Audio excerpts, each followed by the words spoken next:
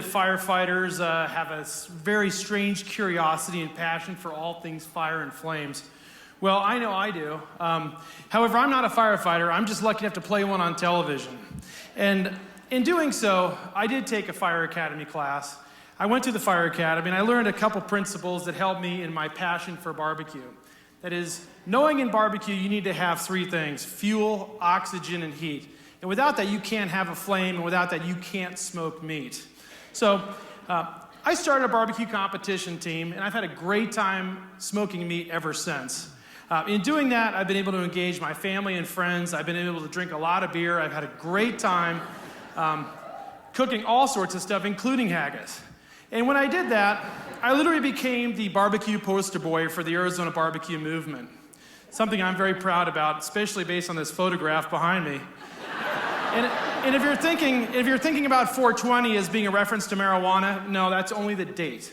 So over 10 years, I've been able to abscond with, collect, build, and acquire various types of barbecues, grills, pizza ovens, and anything that you can use wood to cook protein or meat from animals. It doesn't really matter if it's a grill, a smoker, any kind of device. It's all about using that magic of heat and flame to cook meat. So in doing so, I actually used a very small barbecue and won the best chicken taco in the state of Arizona in the inaugural Chicken Taco Festival. And that's kind of a big deal, considering that little grill was pretty nasty. So people ask me all the time, hey, Colin, what's the deal with the Arizona barbecue, and what is Arizona barbecue? Well, we all know that has to do with our proximity to Mexico. It's chilies, it's mesquite, it's cooking meat on an open flame. But any way you decide to choose to smoke your meat and cook your meat, it could be on a grill, it could be on a smoker. It's all about the oxygen flow. It's all about the different types of barbecue. It's all about the different kinds of woods that you use. I've actually become so immersed in this that you can use a smoker one day, you can use a grill the next day. If you have a little pile of rocks in a grill, you can make a delicious meal. And believe me, I think about the 365 dinners a night that I can actually use wood to cook my dinner. When I travel, I seek out places and restaurants where they use wood. I actually go to restaurants where I can maybe meet the chef, maybe cook a meal, and maybe actually fly home on Southwest Airlines with a log. So the different nuances of the wood make a big deal. Of course, we're not talking about propane gas here. We're talking about mesquite wood, olive wood, oak, and pecan. And they all burn a very different way. Some are great for smoking, some are great for grilling.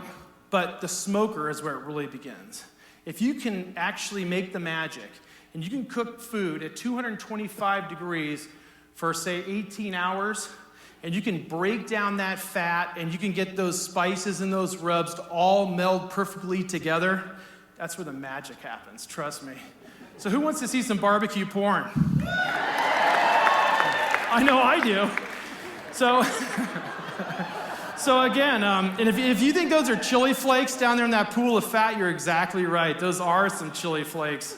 So you cook a piece of red meat for about 18 hours at 225 degrees, and you get magic. Now, I know there's some people a little squirmish when they see a pig. They don't really want to believe that that's where it comes from. But you know what? Who doesn't love great pulled pork that's been smoked for a long time? I know I do. So it's all about breaking down the fat. It's all about using the spices and the rubs. And I'll tell you, what barbecue has done for me has allowed me to meet so many different people in so many different walks of life.